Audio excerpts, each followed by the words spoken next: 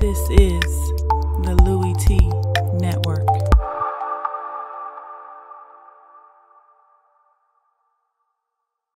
And then my team was 6-10. This is the Louie T Network.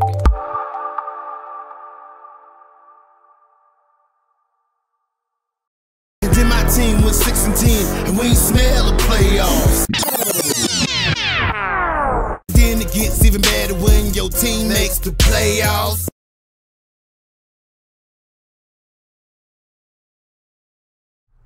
Who else could it be but me, your man, Louie T? Welcome to the 2018 NFL playoffs here on the Louie T Network. Wall-to-wall coverage of every single game that takes place in the 2018 NFL playoffs. Wildcard weekend has come to a close with an epic game. Don't you just love family business? If these two teams say they ain't did it, then they ain't did it. But if they did, well, that's family business. And you know how the family do it. Boy, this was good football. This was fun to watch. And we should have expected this type of affair. I told you, it's so tough to beat a team 3 times in one season. And the Panthers made those boys work for it. Saints, however, come away with the 31-26 victory to move on to the divisional round of the postseason, where the Minnesota Vikings await them, a team that beat them in week 1. So these teams are vastly different now. And so that'll be a hell of a matchup. But we can't talk about that before we talk about this. And I want to give you my quick slants before we jump into this breakdown. First things first, what a hell of a game. I mean, yesterday we saw 2 road teams go and get victories. Today, the home teams protect the house and move on. And so this was a hell of a football game. The best division in football provided us with the best game of the weekend, hands down, bar none. And so that was refreshing to watch. Number 2, Sean Payton has humongous balls, and I love it. I was thinking to myself, hey, Sean, why not go for this, man? I mean, seriously, would you rather put your defense back on the field, or would you rather trust number 9 to get 2 yards? And I love the call. I love the decision. The only thing I hated was the fact that they burned a timeout to do it by faking like they were going to go for it first and then calling a timeout. I would have loved to have seen them just go for it the first time, because I think the Panthers in their mind were saying they're not going for it. They're faking. Don't jump off sides. And if you would have actually snapped the ball, I think you would have caught them off guard after the timeout. They knew you were going for it at that point. So I would have loved to have seen them go for it initially. But I'll say this to go along with that point. In past years, Sean Payton might have decided to go for that out of necessity because he didn't think his defense could get a stop. I think it was actually the opposite this year. He went for it knowing that if we pick it up, we win. But if I don't get this, if we don't convert this 4th down, I have the utmost confidence in my defense's ability to go out and get us a stop and preserve this victory. Now, he might have been thinking the direct opposite. Hey, I don't know if we can stop them. They've scored 14 points in this 4th quarter. I don't know if I want to give them back the football, which was probably the rationale that led him to go for it. But in the back of his mind, if you really are that terrified of their offense, you punt that football. Maybe you go for it just because you want to get that 1st down and run out the clock. But you punt that football because you don't trust that your defense can protect 50 or 49 or 48 yards of field. But luckily enough, not only did they not get it, but they got picked off, which was a bad play by Mike Adams. But nonetheless, big balls, big stones, and it paid off as his team still made him right at the end of the day. And then finally, my last quick slant. The Panthers really do think Cam Newton is Superman. I mean, I'm going to elaborate on that, but just know that they really do think this man is Superman. Let's jump into this breakdown, though, as the Saints survive and advance 31-26 over the Panthers, beating them 3 times this season, sweeping the season series in the regular season, and then getting the win in the postseason. We start with the Saints, and let's start with the defense, because for years, that's been this team's Achilles heel, is their defense. Has been. Now it's a different story. The defense, it wasn't great today. They gave up plays. They gave up a ton of drives. They allowed the Panthers to really move the football down the field. But when it came time to stop them from getting into the end zone. And look, that's where you make your money in this league, on third downs and in the red zone. Both ways. That's where you make your money in this league. If you can stop a team from converting on third downs, you're most likely going to win. And if you can stop teams from getting in the end zone, you're most likely going to win. The Saints defensively did that in this game. And in addition to doing that, they really harassed Cam Newton. They hit him 12 times in this game. They sacked him 5 times in this game. They banged him up. He had a bruise on his nose from when he was hit by Daniel Onyemata, kicked in the face on that same sack. Tyler Davison got in there when you needed him most, and this is why it is imperative that you have a closer on your team. Most teams don't have one of these guys that when the game's on the line, you can count on this guy to make plays. Cam Jordan is the true definition of a closer in this league. There are only a select few guys that you can trust in this league with the game on the line. I need you to apply pressure. Can you do this for me? Cam Jordan came up with some big plays in this game. Several sacks for him in this game. A ton of other pressures. About 2 or 3 deflections for Cam Jordan. He was a man amongst boys out there, and he's been that way all season long. Remember, set a career high in sacks this season with 13. He has been a standout along that defensive line, but they've got other guys. Sheldon Rankins and Tyler Davison and Daniel Onyemata is coming along. Trey Hendrickson, a rookie out of Florida Atlantic. They've got a number of guys that can generate pressure. You saw that today. It was a group effort led by their leader, Cam Jordan. And so this defense was swarming, did a relatively good job on the day, corralling Cam Newton, not allowing him outside the pocket to hurt them. I thought the last time these two teams played, Cam hurt them with his legs, kept them in the ball game with his legs, threw them out of the game with his arm, however. But this particular game, he was better with his arm, not as much with his legs. Credit that defense for keeping him in the pocket and also limiting the run game. Jonathan Stewart had one good run, which made his numbers look a lot better than what they really were in this game. He did not have a lot of success throughout this game. Neither did Christian McCaffrey. So, again, Saints defensively doing what they needed to do up front in the front 7 to stop the run. Where they struggled in this game was in the secondary, which is a little bit of a surprise because that's been the strong suit of their team with Von Bell at safety, also with rookie Williams out of Utah in that secondary with 4 or 5 picks this season, along with the other rookie in the secondary in Marshawn Lattimore. They've been strong with Ken Crawley when healthy in that secondary. Well, they were actually abused in the secondary tonight. Crawley had a couple of interference penalties and some penalties in the secondary. You also had a number of plays down the field that were completed. Greg Olsen was open often in this football game. Some busted coverages where guys were turning people loose. And so Marshawn Lattimore had one right before the half that helped lead to a Graham Gano field goal, which I thought was a big momentous shift in the game because you give up a field goal right before halftime. The Panthers come out of the halftime break and get another field goal, and all of a sudden the game is 21-12 in a game that was just 21-3 or 6, excuse me, right before the half, before they were able to bang. Graham Gano was able to bang home the 58-yarder. So defensively in the secondary, which has been your strong suit, you actually struggled in this game. Cam Newton had over 300 yards passing. So that's something that you're going to have to clean up next week against the Minnesota Vikings. But if you can stop the run like you did this week, next week, that's going to benefit you greatly. And then you're going to have to force Case Keenum to beat you and see if he's got the ability to do so. But nonetheless,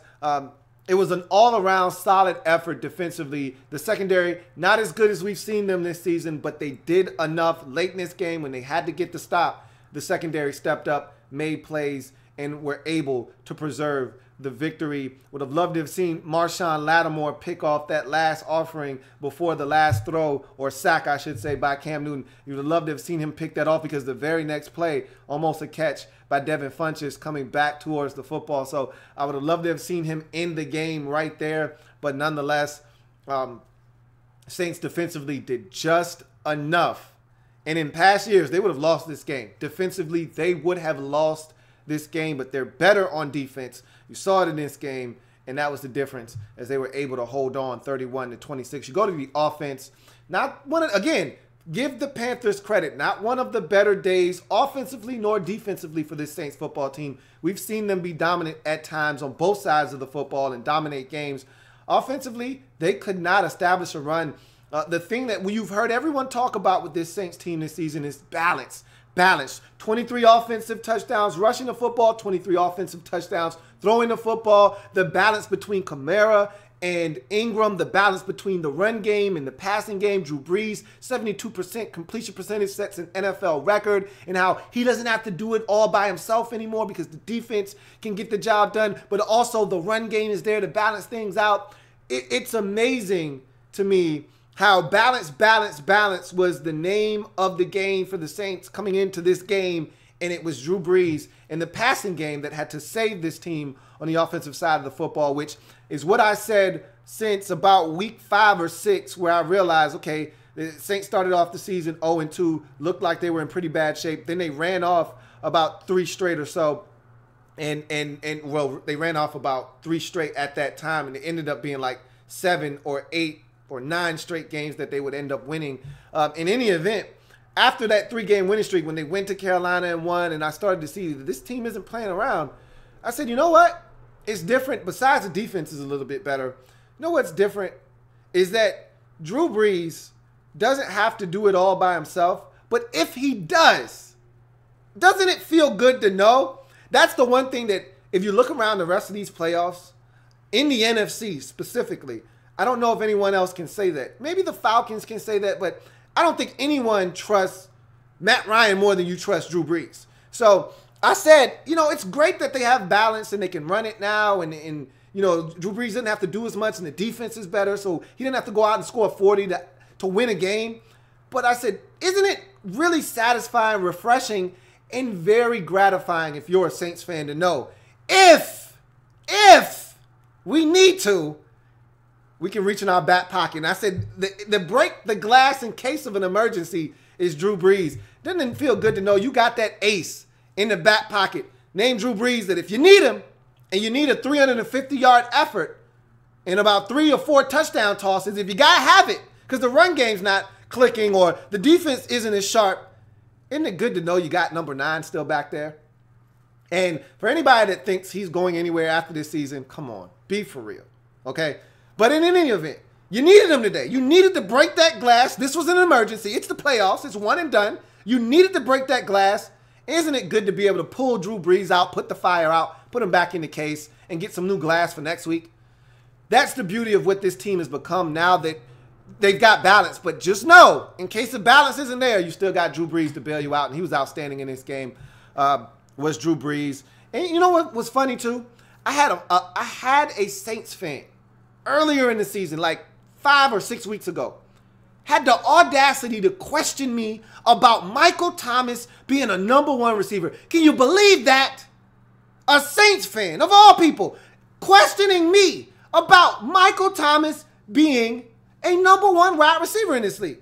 Because I put him on my top 7 list of best receivers in this league. And one of the Saints fans had the audacity to say, Michael Thomas isn't a #1 receiver. I said, are you kidding me, bruh? Are you serious? Did you see the work the man was doing today? He's been doing this his entire career. There's a reason why he has the most catches in NFL history of any player in the first 2 years of his career. This is what the man does. Now, it also helps that he's got Drew Brees throwing on the football. Did you see that throw on that crucial 3rd down where he needed to get 6? They needed to get 6, and Drew throws him a gorgeous back shoulder fade in which he adjusts to it. Again, this is what happens when you've got 2 guys on the same page. Brees used to do the same thing with Colston once upon a time. Used to do the same thing with Lance Moore once upon a time. This is what Drew Brees does. Used to do the same thing with Jimmy Graham.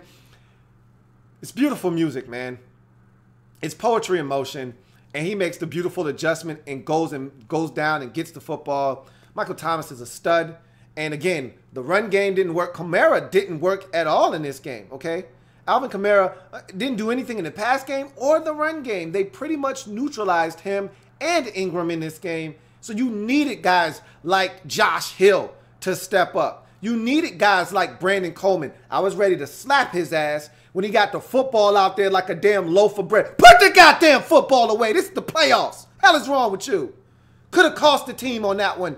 I told him to get his ass out of there, but Sean Payton, cooler heads prevailed, left him in the game. Okay, fine. You know better than I do, because that pissed me off. But in any event, you got Brandon Coleman. All these guys I mentioned in the preview and predictions video, stands for Josh Hill. Didn't expect him to have as big a role in this game as he did. But everybody's, even Zach Line got some work, got him a touchdown, caught a little pass out in the flats. So everybody was involved. 7 different receivers. We even got a Willie Snead sighting in this game. So Drew spread the wealth around, did what he needed to do, did throw the pick at the end, but that actually was beneficial.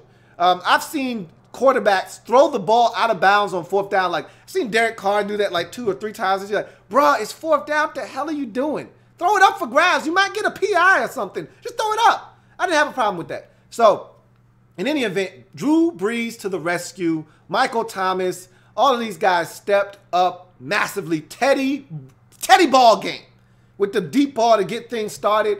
He was outstanding in this game too, had a number of catches. Again, just another day at the office for Drew Brees, doing what he does best, carving up NFL defenses, throwing for over 300 yards, and doing it with a high completion percentage and leading his team to a victory, 31-26.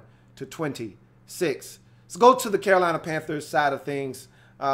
Really disappointing that they weren't able to come away with this victory. I know Panthers fans felt like this was right there within their grasp. This felt like yesterday's Titans-Chiefs game. Remember, Titans were down big at halftime, 21-3. Same thing could be said for the Panthers. Not as big a deficit at 21-9, but still a deficit nonetheless. They looked like they were going to be dominated. And they made a run in the 4th quarter, 14 points. The offense started to get it going. I got to ask Panthers fans this, if there are any out there. It wouldn't shock me if there weren't any out there. You know, you have one of these tough losses. You really don't want to hear anything right after the game. But I imagine that there were a number of you. I was nervous. I'm not even a Panthers fan.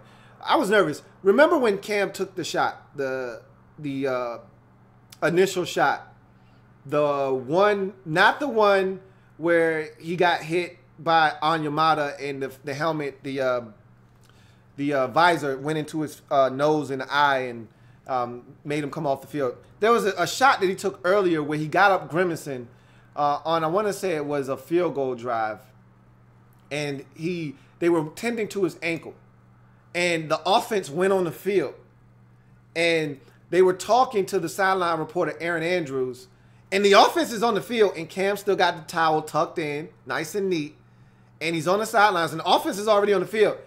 Tell me you didn't think that Cam was out at that moment. Just for a brief second, your heart didn't sink like, Cam, what are you doing? What are you doing? Where's your helmet? He didn't have his helmet. He had the towel tucked in like he wasn't going back in. Aaron Andrews was talking about how much pain he was in. You could see him grimacing. Offense is already on the field. And then he takes the towel out, asks for his helmet, and he goes into the game. You can't tell me for that split second you didn't think he was out. And in any event, he's gutsy, man. You say what you want about Cam Newton. I know there's a lot of Cam Newton haters out there. He's not the most accurate. His footwork, his mechanics aren't the best. But I tell you what, man, he's a goddamn gamer. I take him on my team any day of the week, twice on Sundays. This dude is a warrior. And he got his ass whooped today. And I want to start with the offense. I want to start with Cam Newton. I want to start with this Carolina Panthers organization because I've said this so many times. I hate when I sound like a broken record because I hate repeating myself multiple times. But this has to be said because it's another heroic, Herculean effort by number one.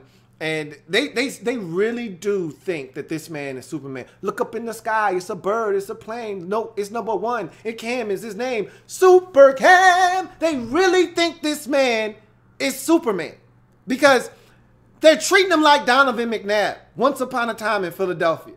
Remember when Donovan McNabb was throwing to Todd Stinkston and James Thrash and Freddie Mitchell? Remember those days where he had to find ways to move the ball down the field because he had bums around him at every turn? And I'm not calling Grego, I'm not calling him a bum. I'm not calling Bunches or Funches a bum. I'm not calling Christian McCaffrey a bum. I'm calling Kalen Clay a bum. Okay? Did Leslie Shepard even get a pass? I know his name's not Leslie Shepard. Did Leslie Shepard even get a pass in this game? There's bums everywhere surrounding Cam Newton. Ed Dixon is a bum. Where's this man's help? Kalen Clay dropping a damn touchdown. That was a 14-point swing. 0-0. Just like the Falcons did against the Rams, you had a chance to wrestle away momentum early in this game. Early. You had a chance to wrestle away the momentum. You get that touchdown? Oh, the Superdome is quiet. You can hear a pin drop. But no, Kalen Clay drops the goddamn football. Next snap, Graham Gano misses a damn 25-yarder. Never would have thought he would have missed. But 2 plays later, Teddy ball game, touchdown strike, bam. Crowd is raucous. You never see the lead again in this game. 14-point swing, just like that. Damn it, man. I'm going to tell you who would have caught that football. I'm not going to do this the whole night. Ted Ginn Jr. would have caught that football. He playing for the Saints, though. You didn't offer him a deal. You let him walk. And you haven't had any big plays this year. Even though you got speed, you don't have any big plays this year. Teddy Ballgame would have caught that. You know who else would have caught that? I'm going to give you a guess. Who you think would have caught that? Calvin Benjamin would have caught that. Now, he might have had to push off OPI like he got earlier today. He might have had to push off, but he would have caught that goddamn football. But look, I digress. We're not going to do this. The fact of the matter is they have to get this man some help. God damn it, they got to get this man. Funchess was out there with one arm, gutting it out. McCaffrey had the big play, but other than that, didn't do much in this game. But he's a stud, okay? He's a stud in the making. And then Grego, man, he was on one leg. You can't tell me he's 100%. Every time he hit the deck, I'm like, hey, Greg, get up. Greg was getting up slower and slower. One time, he got hit out of bounds, and he fell on his hip. He got up like his hip was hurting. You know the toe and the foot still bothering him. I said, Greg, I just need it, man. I just need it. You can't come out. They're going to put megahertz in the game. You can't come out. We can't be down one playmaker. There aren't many more left. He's got to do it himself. It's a shame. Britton Burson had a big play in this game, and he got tripped up by the goddamn turf monster. He's a bum. Too many of them on the damn roster. Too many bums. In any event. And maybe if Demir Bird didn't get hurt, maybe if Samuel didn't get hurt, maybe it's a different story. Maybe the roster isn't that bad at the skill positions, just young guys and so many injuries. Maybe. I just hate to see Cam have to do this by his damn self. He got hit 12 times in this game. He got sacked 5 times in this game. Blood all over his uniform. And he's thrown to the likes of Britton Burson, Kalen Clay. That was a hell of a catch on the sidelines late in the ball game, though. Should have caught the goddamn touchdown, though. Sucks. Damn, he's good, though. Man, he laid it out on the line today. He laid everything he had out on the line and gave his team a chance. Grego, that was a hell of a performance because he was hurting. They're hurting in Carolina. Funchess, he's hurting. The man came off the field, dangling his arm, couldn't move it, probably was out of place. They probably popped it back in, and he took his ass back out on the field on the next possession and made a big catch to kickstart that final drive, even though it didn't amount to anything. They're walking wounded, but those boys fought. The few playmakers that they had, they all came to the table, pushed their chips into the center, and they risked it all. Now, they lost, but damn it, those boys were willing to lay it all out on the line. Nothing but respect for them, man. Mad heart by the Carolina Panthers offensively, man. They gutted it out. And again, they just didn't have enough. Didn't have enough. Cam, boy, tell you what, man. Give it up. You don't have to like him. You don't have to love him. But you better respect what that man's about. You look at the Panthers defensively in this game. Really disappointed with them for 3 quarters of this game. Especially in the first half. They started out like game busters. I thought the drop by Kalen Clay and the missed field goal sucked the life right out of him. And I know a lot of people don't understand how demoralizing it is when you get that far down the field. That was a 15-play drive. And to not even come away with 3, do you know how demoralizing that is? And I think it affected the defense. I think it affected the defense. And so, and you know, my boy Kurt Coleman, you know, I can't stand Kurt Coleman. Gave it up in zone coverage, and Bradbury couldn't recover on the other side of the field. But that's Teddy Ballgame. But in any event, the first half was atrocious. It looked like the first 2 games. The second half was a different story. You gave up 21 in the first half, only 10 in the second half. And I thought you dug down deep. You made some plays. When stops had to be made, you made them. And you gave this team a chance defensively in the second half. If only you could have given the same effort in the first half or that you gave in the second half. If you would have done that, you probably would have came away with a victory in this football game. Because in the second half, you actually got pressure on Drew Brees. In the second half, you forced him off the spot. In the second half, you continued to shut down the run game, which was a continuation of the first half. And in the second half, you didn't allow them to convert on third downs for the most part. There were a couple of third down conversions in there, and you did give up 1 touchdown drive, and that was a quick strike. That was a number of big plays, none bigger than the 46-yarder to Michael Thomas on the rollout by Drew Brees as he extended the play. But defensively, you made the plays when they had to be made. You gave the offense the football twice in the fourth quarter with a chance to take the lead. Can't really ask for it much better than that. So defensively, it wasn't great. It was not your best work. And you got work in the secondary. The secondary got lit up.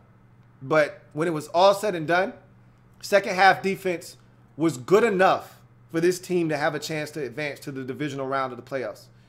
And unfortunately, you just didn't have enough offensively. There weren't enough guys that could make plays, that was healthy enough to make plays by game's end. It just wasn't. But disappointing effort in the first half, which is probably more along the lines of what I expected. Really good football from this defense in the second half. Gave this team a chance.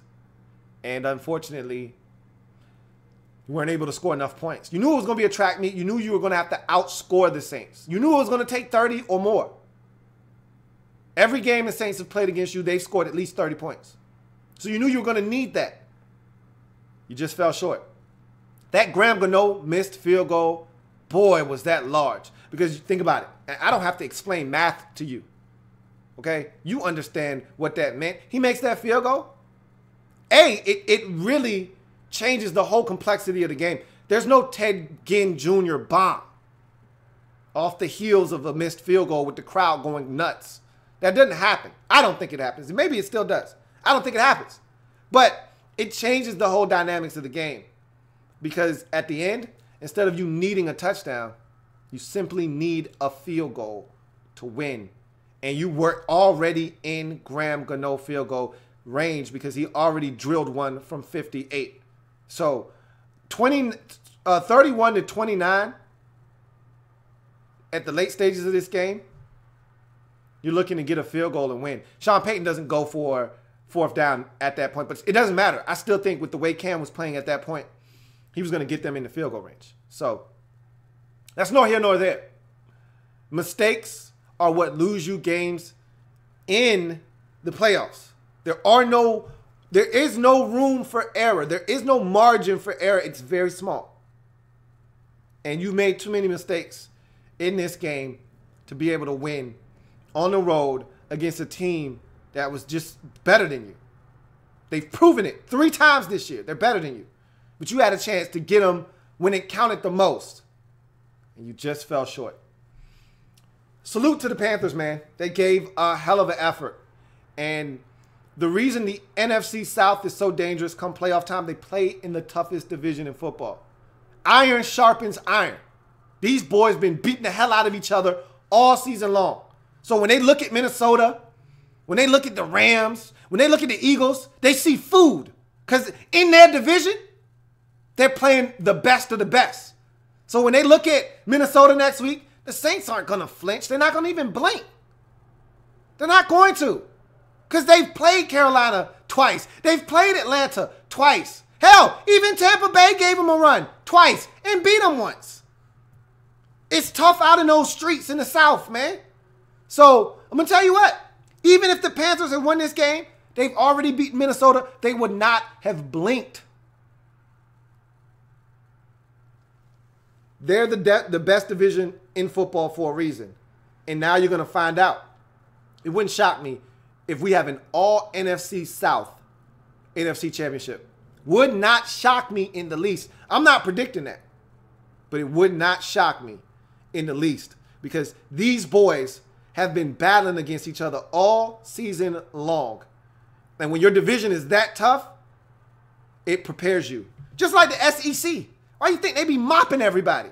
Because when you get out of the SEC, you're like, man, I done had to play Ole Miss, Mississippi State, Georgia, Tennessee, Florida. Of course, I didn't even name Bama because that doesn't even count. They're usually the ones that get out of there alive. So when you get to see Ohio State, oh, man, that's food, man. I'm about to eat these boys. When you see Michigan, oh, man, we about to kill these dudes. That's food. Watch out for the Saints.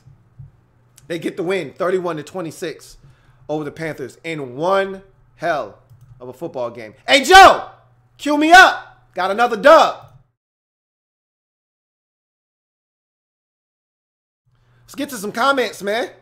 And remember, if you haven't already done so, subscribe to the Louie T Network for more great content in 2018 and beyond. We're changing the game over here, one live feed at a time. So help us do that by simply hitting that subscribe button and becoming a member of the Louie T Network. And also, if you have it in your heart to do so, please donate and help us further this channel here on the Louie T Network. Those are the ways you can do so via Patreon and PayPal. Those two links that you see in front of you, also down in the description of this and every single video that I do.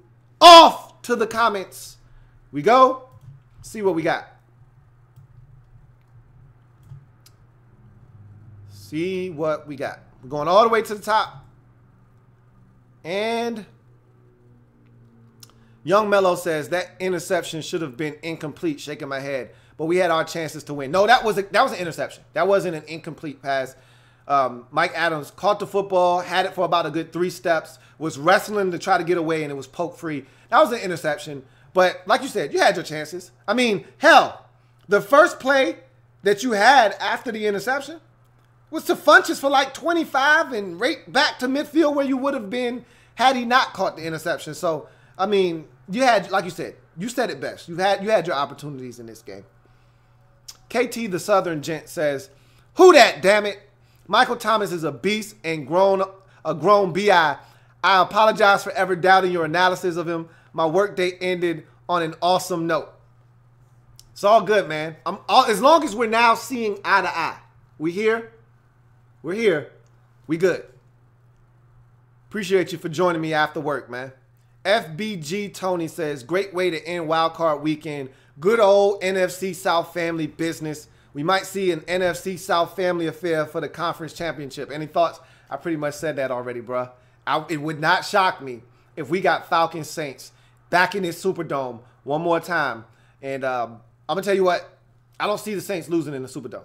I don't. But if anybody can beat them, it'd be the Atlanta Falcons. But again, they got to beat the Minnesota Vikings in order to set that up. That's no easy task. One that I don't think. The Falcons are favored right now to beat the Eagles. I can assure you the Saints won't be favored to beat the Minnesota Vikings. So we'll see what happens.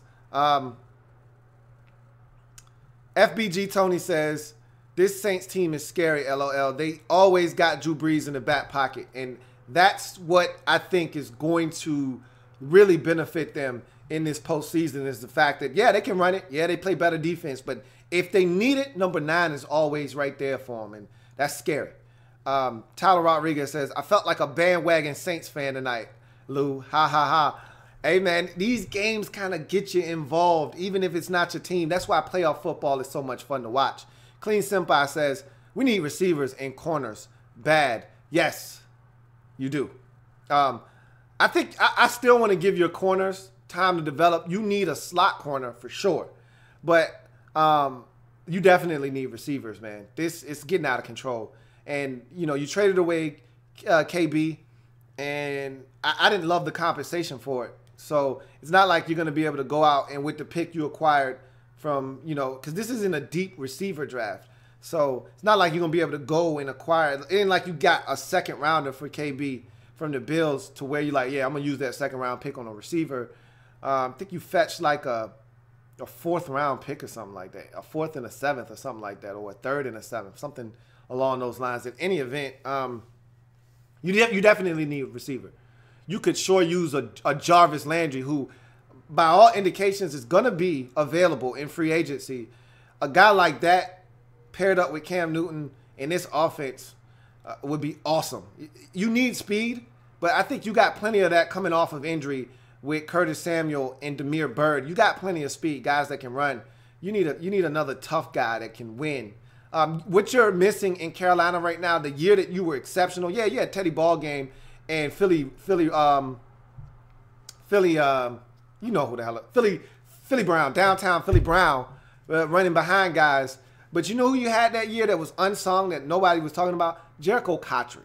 Cam misses a guy that's a chain mover. You know, Grego is a chain mover. Funches can be a chain mover as well. But, you know, that tough, runs technical routes in and out, can win right off the snap. Everyone needs one of those guys. McCaffrey is that guy for you right now, but you don't want to rely on your back out of the backfield to be that guy necessarily for you. You need a receiver to be able to do that for you. You could use one of those guys, but we'll see what happens. Definitely, you're right. You guys need both of those positions. To me, receiver way more so than corners. Aaron Henry says, now, do you think we have a chance against the Vikings run defense? Yeah, you got a chance because you got Drew Brees. You got a chance because you got Drew Brees. Their run defense is better than Carolina's.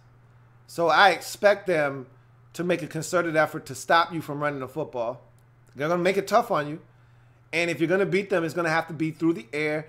And they're going to take Michael Thomas and try to take him away with Xavier Rhodes. So whatever you get to Thomas is going to be hard-earned. And you're going to have to go elsewhere. Drew Brees doesn't have a problem going elsewhere. But other guys are going to have to step up because Xavier Rhodes is going to be plastered to Michael Thomas for the duration of that game. You'll get some zone looks, and they do a great job of comboing stuff off. And they'll even run Xavier Rhodes in motion, make it look like man, and they're still playing a form of zone, which is what makes them so dangerous. But in any event, he's going to be wherever 13 is for the majority of that game. So you're going to have to find other guys that are going to be able to step up. It'd be great if you can run it, but I'm going to tell you what might be the key in that game is can your backs catch it out of the backfield and make some things happen, because after Michael Thomas, Ted Ginn Jr. is the only other dynamic receiver you have. Everybody else are just guys. I think Brandon Coleman is a nice X factor, as I've mentioned in the past, but they're just guys. Willie Snead is just a guy. Brandon Coleman is just a guy. You know, all those other receivers, just guys. Lewis isn't a big factor in the passing game, so they're just guys. But the running backs can be difference makers out of the backfield. They weren't in this game, but that doesn't mean they can't be next week versus Minnesota. KT the Southern Gent says, NFC South family business done right. On to Minnesota and Professor X. Yes, that's going to be a hell of a matchup. Professor X versus Michael Thomas, and you've got two great minds. One in Zimma. Pass me the keys to the beamer. And Sean Payton on the other sideline. Defensive genius versus offensive genius. When those two collide, boy, we got ourselves a hell of a ball game coming up. Should be a lot of fun to watch. John Niner says, Cam balled out today. Almost had it at the end. He did. He sure did. Aaron Henry says, oh, yeah. And how about that triple Panther sweep? Yeah, I mean, that's tough to come by. I didn't expect them to see each other 3 times in one season, but I predicted this. I didn't know it was going to be this close. I thought the Saints would win comfortably. I almost had the score perfectly. At one point, I thought the score was going to end, and if the Saints had gotten another first down, it would have ended 31-19. I thought the score was going to end 31-19 after they scored that touchdown and got the stop.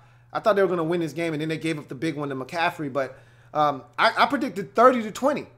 It was 31-19. I was really patting myself on the back. And then things got out of hand, and I'm like, whoa, wait a minute. So, yeah, you guys got the sweep. I expected it once you got the draw of the Panthers, but it's tough. It's tough to do, but you guys were able to do it. Tyler Rodriguez says, the Saints were just doing a tribal ritual dance in the locker room around a broom. Yeah, because of the sweep. Those dudes are hilarious, man. Cloud says, I love family business. Always great games for the most part, which is why I feel bad as a Redskins fan in the NFC East, because I love our family business. Just like anybody that's a fan of any team loves their own family business. Some family business is better than others. Like AFC East family business just doesn't really do it for me, because everybody else in that division stinks outside of the Patriots and have for so long. So it doesn't make for good theater necessarily, except for when the Dolphins play the Patriots. They normally give them a run for their money, but nonetheless, I'd love to see Cowboys, Redskins, Cowboys, Giants, Cowboys, Eagles, Redskins, Eagles, Redskins, Giants. I'd love to see that in the postseason, but we're never good enough. All of our teams are never as good as the NFC South was this year. We were close last year with the Giants and the Cowboys being really good, and the Redskins almost made it in, but this division was so good this season. We were destined to get one family business matchup. When you get three teams in, hard for all three of those teams to avoid each other. And boy, did we get a good game because of it. Aaron Henry says, it's always good to have a future Hall of Fame quarterback as plan B for the run game. Absolutely. Couldn't have said it better myself. FBG Tony says, Graham Gano cost the Panthers big time. Can't have a Blair Walsh impersonation in the postseason. He redeemed himself with a 58-yarder, but yeah, that 25-yarder hurt because, again, what that in effect did was it made it a 10-point swing. It really was a 14-point swing because Kalen Clay dropped the football before that.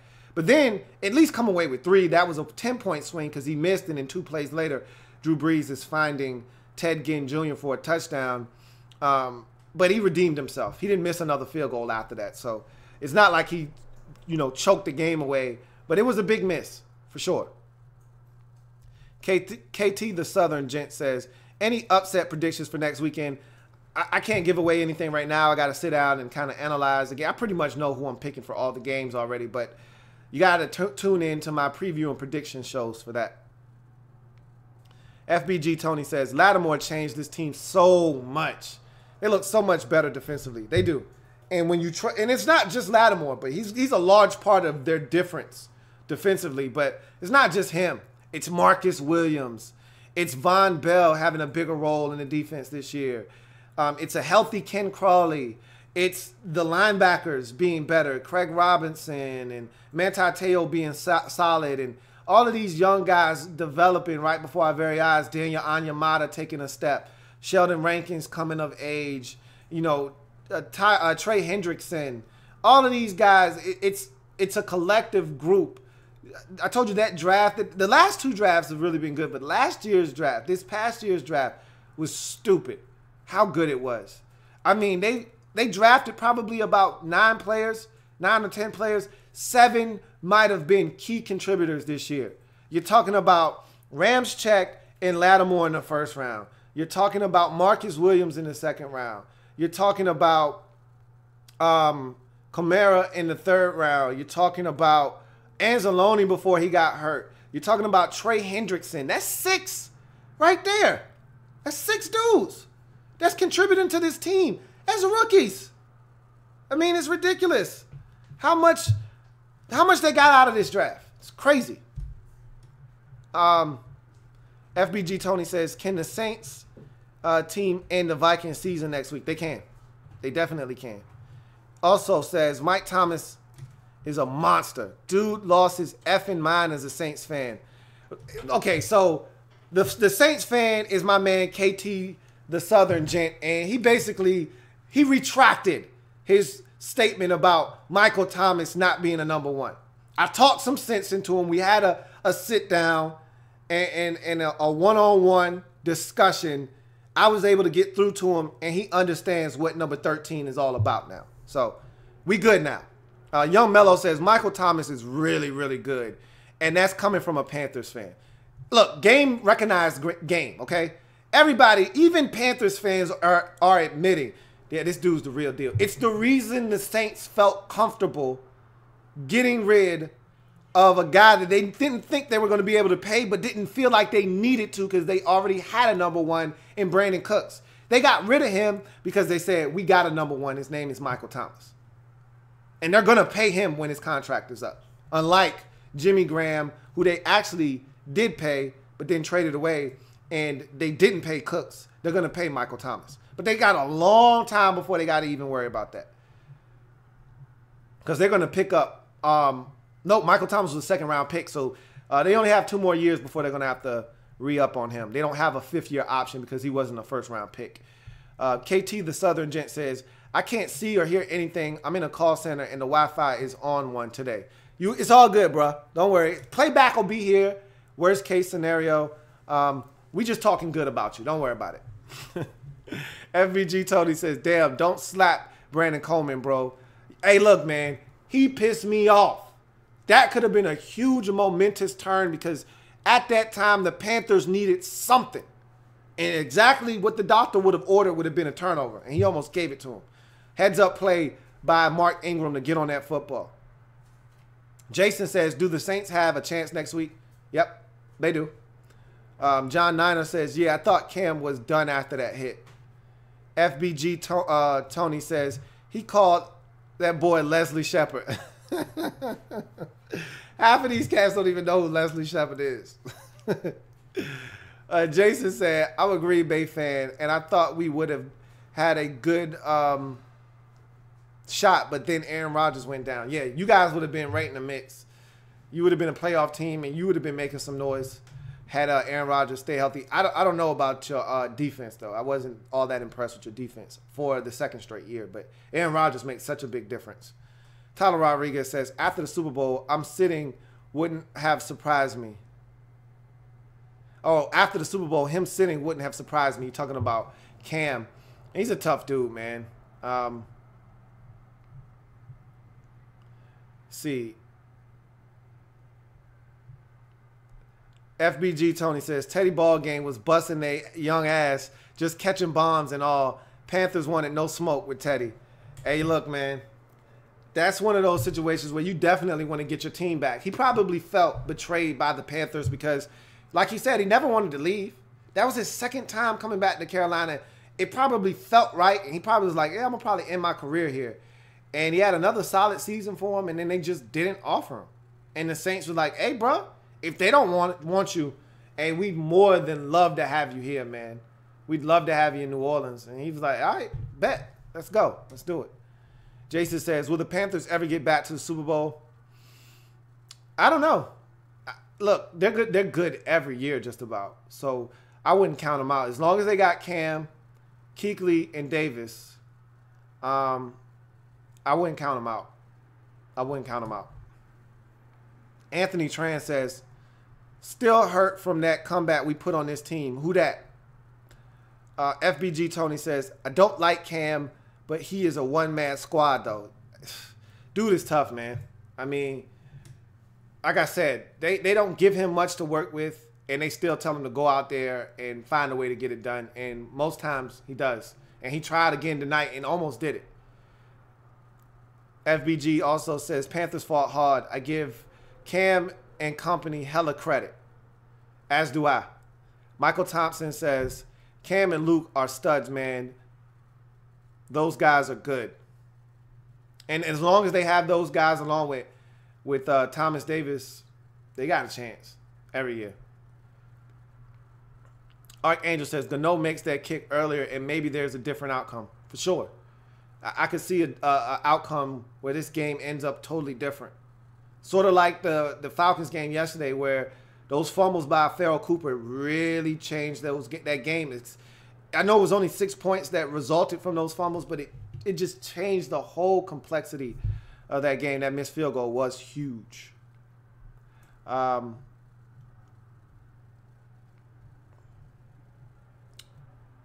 see. Bunch of comments got skipped. So I'm going back up. Nathan Long says, refs were helping them the whole time. We were still able to come out on top. Really lopsided calls. I didn't think this game was that poorly officiated. There were some pass interference calls, but Crawley, he was guilty. You know, I didn't think this game was terribly officiated. I thought this was a really good officiated game, actually.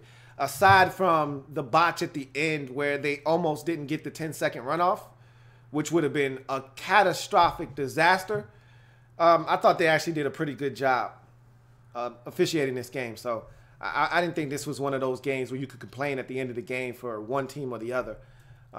We've seen some poorly officiated games, i.e. the Titans-Chiefs game with hopefully a referee that says he's retiring, and it sounds like it's been substantiated that he is retiring, but we'll see what happens. But Jeff Triplett, hopefully he's on his way out.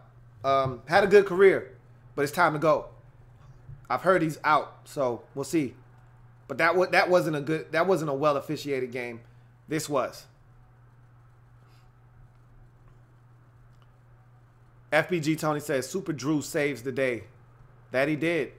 Archangel says, that's why I said last night, Lou, do not be shocked if us versus the Saints in the NFC Championship, but I know we got to play Philly first. As long as we establish that, it's all good. Jamal Lewis says, I am a Saints fan, and I was scared the Panthers might pull this one out. How do you see the Saints faring against the Vikings? I knew you were nervous. Anytime you play a family member, you got to be nervous because you know that they know you, you know them, and anything can happen. That being said, to answer your other question, how do I see you faring against the Saints? You got a shot, or against the Vikings. You have a shot, but I'm not going to go into specific details here. Got to watch my video. Go ahead and sub up the channel because I've never seen you before, so I'm assuming you're new. Go ahead and sub the channel up and turn those notifications on, and go ahead and watch the video, my preview and predictions video for that upcoming game, which will be released sometime in the middle of the week, probably Wednesday or so. And you'll have my analysis and my prediction for the game. So stay tuned for that. Archangel says, you think Carolina misses Ted Ginn tonight, Lou, and you think Ted Ginn wanted to rub it in a little bit? Absolutely. He was like a woman scorned, except it was Teddy Ballgame scorned. You knew he wanted to get those boys. And he got them. He hurt them when it counted the most. Blackbird Blitz says, okay, you were trying to help him out. Good looking out. Jay Orion says, who's the best wide receiver free agent in your opinion? Jarvis Landry for me. I mean, there are a number of guys that may become available, like Demaryius Thomas in Denver, who I think is due to make a ton of money, and I don't think the Broncos want to pay him. And he's a hell of a receiver in his own right. But for me, Jarvis Landry, he plays with a lot of passion, similar to Odell Beckham Jr. He's a little bit of a loose cannon, much like ODB. But the guy can play football. He's tough as nails. He'll go over the middle and make the tough catch, gets a ton of yards after the catch. He'll block in the run game. I love Jarvis Landry. That's the guy that I circle. But you know who would be a better target for Carolina would be and I fully expect him to be released by the Broncos. If Demaryius Thomas comes free, to me, he looks the part of a Panther receiver because Cam loves big targets. Guys that can go up and get the football. You know, Cam loves throwing it high. Demaryius Thomas is physical. He's big. Just what the doctor would order. If they could get him, that's a game changer for the Panthers. So we'll see what happens. In any event, Archangel says Drew Brees is a Super Bowl champ. He's been there, done that. That's what makes them the biggest threat to me on the NFC side, Lou. You've mentioned that a number of times. You talked about it last night, how the Saints have a championship and how Drew Brees is a quarterback that you respect. And so I get it. I understand where you're coming from. He also says, if we get through Philly and Minnesota Vikes get through the Saints, remember the last time our Falcons and Vikes met up in the NFC Championship game? Hashtag epic. I'll never forget because your Falcons ruined what was going to be the greatest Super Bowl ever. I'll never forget. I had so many bets lined up for that Vikings, Broncos, epic Super Bowl that was coming. Okay, the Broncos were coming off of their last Super Bowl win, and they were going for back-to-back Super Bowl wins, and nobody thought they could lose. And here comes the Vikings with rookie Randy Moss and Chris Carter and Jake Reed and Robert Smith, highest scoring offense in NFL history at the time. Randy Moss had set the league on fire. This is going to be great. Broncos, great defense and great offense versus this Minnesota Vikings high-powered machine.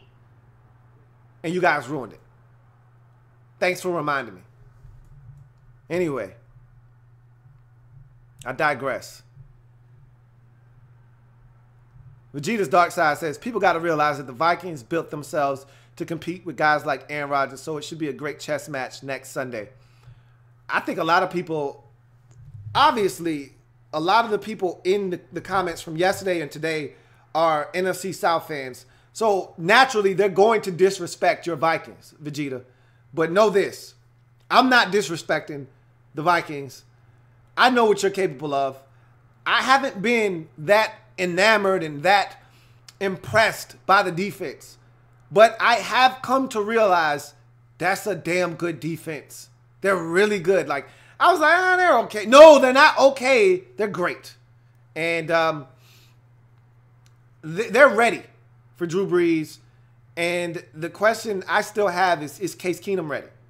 That's the only thing that I'm concerned about with the Vikings is this isn't regular season football anymore. This isn't all shucks. I'm Case Keenum and we're winning games and this is fun. No, that's the regular season and that's fun and that's cute. That all shucks, that shit is done. It's playoff time.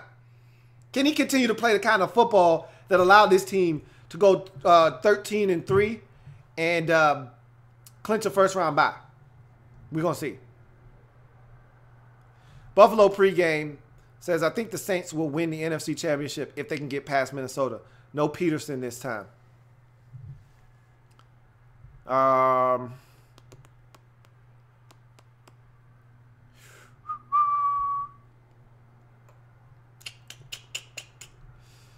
Buffalo pregame says, I felt that once again Cam could have had a concussion at the end.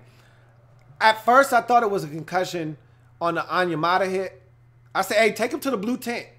They ended up taking him to the blue tent, but it was more about his eye. And he may have had a concussion, but he wasn't going to let them know it. I think that he was fine. I think he was okay. If you put a gun to my head and asked me if he had a concussion, I'd tell you he probably did. But I didn't think he was coming out of the game. Archangel says, Cam reminded me of Russell Wilson after tonight. All that work he puts in, respect to the Panthers, good season, family business. For sure. Eagle Speed says, predictions for Saints, Vikings, Eagles, Falcons. I already talked about that. Jason said, if Aaron Rodgers is healthy next year, we have a good draft. Do we at least make the playoffs? Look, a healthy Aaron Rodgers, damn a good draft next year. And I know that the Packers have had a little bit of a shakeup in their front office, promoting from within, and Ron Wolf is going to have Ron Wolf. Hear me, your old general manager. I'm going way back. I'm talking about Ron Wolf. But he's going to have another position most likely in the front office. Damn a good draft. Even if you don't have a good draft, if Aaron Rodgers is healthy, you're probably going back to the playoffs. Nathan Long says, the calls were absolutely lopsided. Just look at the defense and penalty yards. Cam Jordan was getting held like a lover all game. It happens to everybody, though. I mean, you look around the league, guys are getting held all the time and they don't call it. I mean, it happens. The penalty yardage was lopsided because you guys were giving up pass interference penalties down the field. I mean, the Ken Crawley one after the Ted Ginn Jr. touchdown, I think Ken Crawley came back and had like a 39-yard pass interference penalty that set the Panthers up for their first field goal of the game. So, yeah. Swift said, whoa, just skipped. Oh, here we go. Swift says, can the Saints beat the Vikes? Really want the Saints Falcons P2 Part 2 in the Dome. It could happen. Again, watch my video later on in the week. Swift says, Teddy Ballgame is my boy now. Hey, look, man, dude can make plays. That was a hell of a catch, too, because it was a little bit behind him. He had to catch it, snatch it, bring it up, and then re-accelerate away from the defender. So that was a big catch and run. Set the table for the Saints in the game. That's going to do it for your man Louie T here on this breakdown of Panthers and Saints to wrap up Wildcard Weekend. What a game it was. What a good Wildcard Weekend it was. I mean, you had the epic comeback by the Titans on Saturday. Falcons take care of business on Saturday night in Los Angeles versus the Rams. Then we had ourselves a defensive struggle with the Jaguars coming out on top 10-3 over the Buffalo Bills. And then we capped off the weekend with the best game of the weekend, saving the best for last. Saints come out on top of the Panthers in the third matchup between the two teams. NFC South family business, as someone said earlier, done well, done the right way. Saints come out on top 31-26. Sweep the season series 3-0 with the Panthers and move on to the NFC divisional round of the playoffs, where they will take on the Minnesota Vikings next Sunday in this exact same time slot. I'm your man Louie T. Thank you for joining me on this breakdown of Wildcard Weekend, wall-to-wall coverage of the 2018 NFL playoffs right here on the Louie T Network. So make sure you continue to tune in, sub up, and make sure you enjoy the rest of your weekend and come back here for all things NFL on the Louie T Network. Signing off. Thanks again for joining me. Have a good one. Hey, Joe, take me home. 3-1 this Wild Card Weekend for your man, Louie T. Joe, take us home.